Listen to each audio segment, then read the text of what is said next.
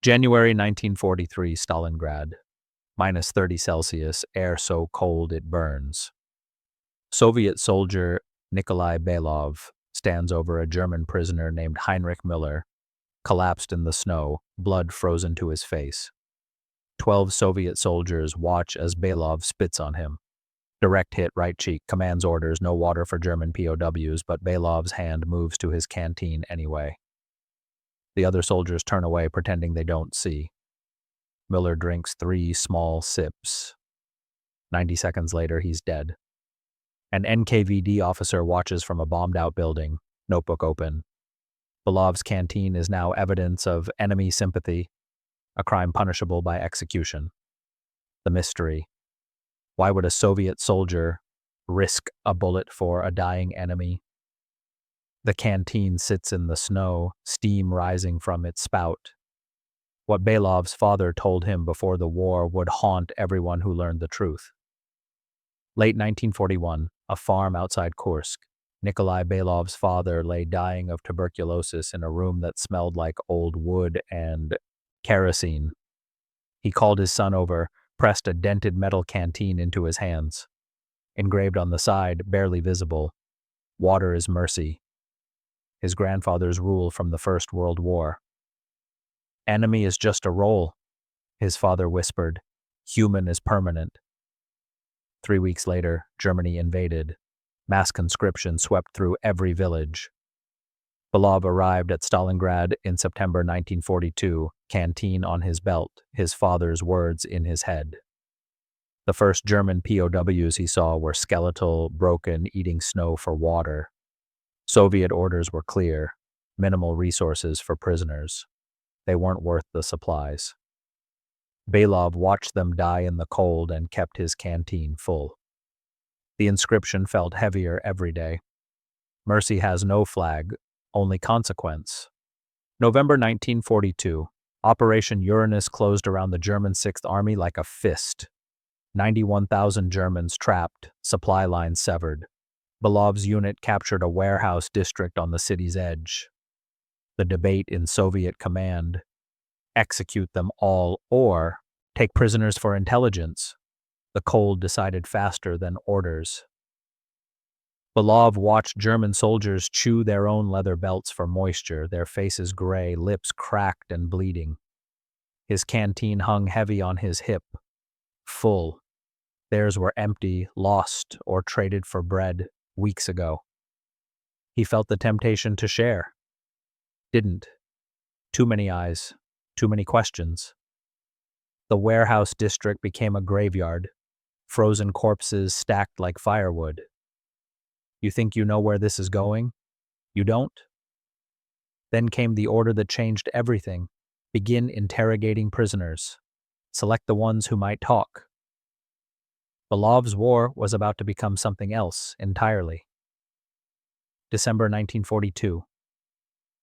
Political officer Dmitry Volkov arrived with a record that preceded him. 23 soldiers reported for defeatism, 11 executed. Stalin's Order 227, Darms, not one step back, Mokaik, was Volkov's gospel. He gave speeches in the frozen warehouses, breath visible in the air.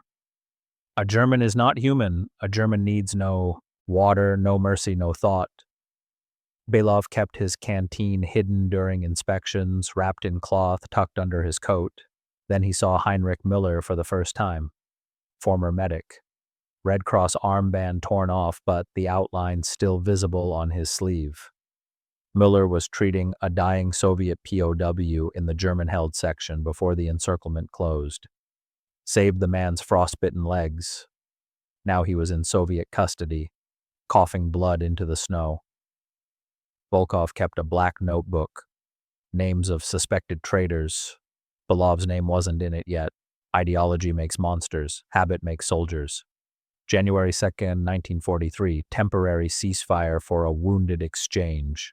Müller carried out the same Soviet soldier whose legs he'd saved, limping under the weight, his own hands black with frostbite.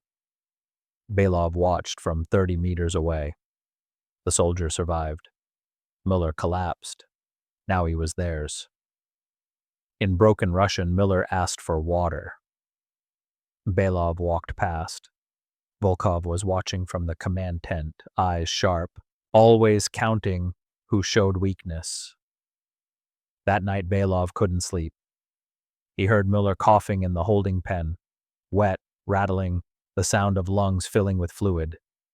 The canteen sat beside Belov's head, full. His father's voice in his memory. Enemy is just a roll. Müller's frostbitten hands were cracked open, bleeding black. Belov stared at the ceiling of the frozen bunker and made a decision that would hunt him forever. He just didn't know the cost yet. January 5th, 1943. Belov's friend Dmitry Petrov was caught sharing half a piece of bread with a German prisoner. No trial. Volkov gave the order at dawn. Petrov was executed by firing squad in the warehouse courtyard at 6:07 a.m., temperature -28. The bread was still in his pocket when they dragged his body away. Volkov addressed the unit. This is the lesson for all. Belov gripped his canteen so hard his knuckles went white. The danger was visible now, measured in bodies. Müller's condition worsened. Dysentery, dehydration, fever. The Soviet doctor refused treatment. Waste of medicine on a corpse. Belov watched Müller crawl on hands and knees toward a patch of snow, desperate for moisture.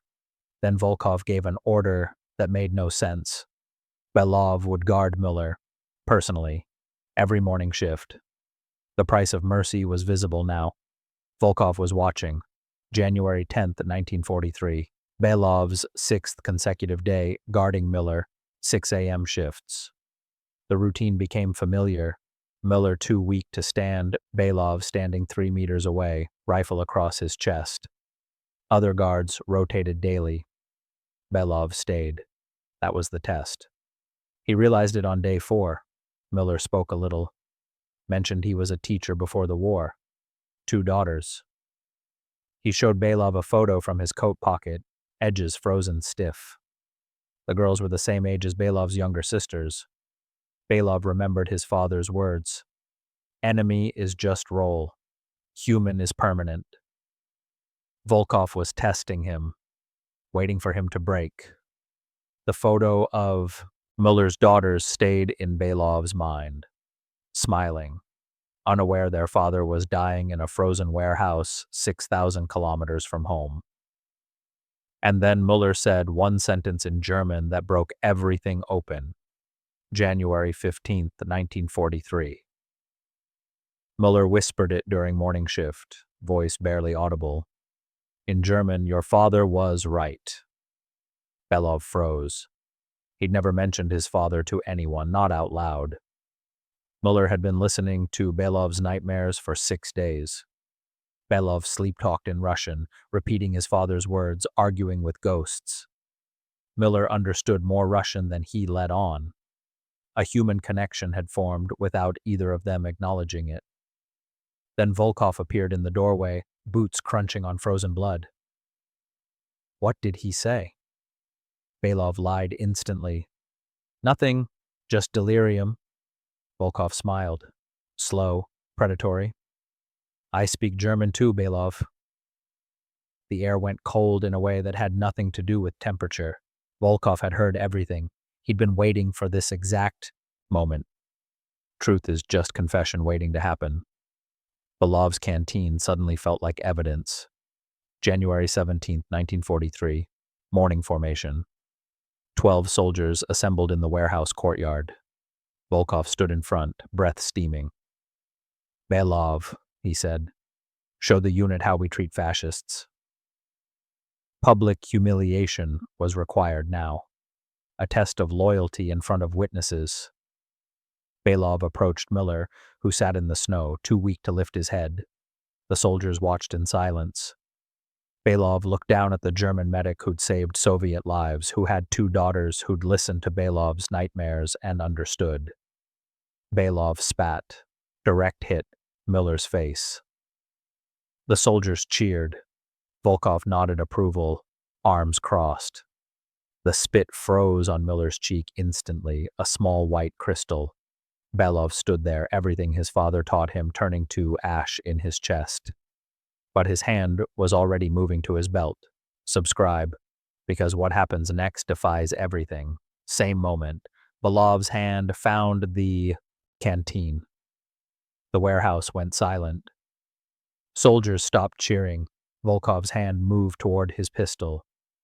Belov unscrewed the cap, the metallic sound impossibly loud in the frozen air. He knelt in the snow, brought the canteen to Müller's cracked lips. Müller drank. 3 small sips. His eyes met Belov's for 1 second. Gratitude, confusion, recognition. 90 seconds later, Heinrich Müller died. His body went still, head tilted back, breath gone. Belov stood, canteen in hand, waiting for the bullet. It didn't come. The 12 soldiers turned away one by one, pretending they hadn't seen. Volkov stood motionless, hand still on his pistol. The Battle of Stalingrad was teaching Soviet soldiers that orders and humanity weren't always compatible. Kindness doesn't erase cruelty, it just complicates it. Water drops fell from the canteen, freezing before they hit the ground. January 18, 1943. Belov waited for arrest. It didn't come. That afternoon, Volkov summoned him to the command tent. No other officers present, just the 2 of them, a kerosene lamp, frozen maps on the table. "I could shoot you," Volkov said quietly, "but I won't." He sat down, lit a cigarette. Then he told Belov something no one else knew. Volkov's younger brother had died in a German POW camp in 1941. Thirst killed him. The Germans gave him no water for 3 days. Volkov saw in Belov what he wished the Germans had shown his brother, a flicker of humanity in the machinery of war. He stubbed out the cigarette. "I'm requesting reassignment. Different unit." Before leaving, Volkov handed Belov his black notebook, empty pages in the back. "Keep the canteen," he said. "You'll need the reminder." His written report listed no incidents to document. The real punishment was just beginning. February to April 1943. The Battle of Stalingrad ended on February 2, 1943 with Soviet victory. Belov was promoted, earned 3 medals, killed 6 more Germans in combat during the final push. Numbers, documented, verified, official. But he couldn't refill the canteen, psychologically blocked. Every time he tried, his hand shook, Müller's face flashed in his memory. The nightmares shifted. Now Müller thanked him, and Dmitry Petrov asked why the German got mercy, but he didn't. May 1943, clearing rubble in the warehouse district, Belov found Müller's photo in the debris. The 2 daughters smiling, edges burned. He kept it, hid it inside the canteen. The canteen became a reliquary, not a tool, scratched, dented, never opened. Heroes carry 2 stories, one for medals, one for mirrors. Belov's medals told the official story. The canteen held the other one, the one that made him human. May 9, 1945. The war ended. Berlin fallen, Hitler dead, Europe silent. Belov survived, returned to Moscow a hero. The Hero of Soviet Union ceremony took place in Red Square. Stalin on the reviewing stand, 500,000 people in attendance. Belov's official citation praised his extraordinary valor, claiming 47 enemy kills, a number inflated for propaganda. He stood silent, the canteen still on his belt, the only personal item permitted in formation. Reporters asked about it afterward. "Family heirloom," he said. "Good luck charm." That night, alone in the barracks, he opened the canteen for the first time since Müller died. The photo was still inside, faded but intact. Müller's daughters smiling at a camera in a world that no longer existed. Belov wrote a letter to Müller's family that night, never sent it, never even addressed it. Just words on paper, an apology no one would read. Glory is loudest for those who feel it least. Stalin died in March. Belov was 34, working in a Moscow factory, assembling truck parts. The canteen stayed in a desk drawer at home, rusted shut from years of neglect. Volkov's fate remained unknown, disappeared during the purges, no records, no grave. Belov's own children asked about the war sometimes. He told them the official story: medals, battles, victory. Never mentioned Miller, never mentioned the canteen's inscription, never mentioned the spit or the water or the 90 seconds that defined him more than any medal. One afternoon, his son found the canteen in the drawer, shook it, heard something rattle inside. "Who are these girls, Papa?" He'd opened it, found the photo. Belov looked at his son, at the photo, at the canteen that had traveled from Kursk to Stalingrad to Moscow, carrying a rule his father taught him and a choice that proved it. "Someone's daughters," Belov said quietly. "Someone who taught me water is mercy." The canteen never held water again, but it held something heavier, proof that in hell, humanity is the real act of defiance, of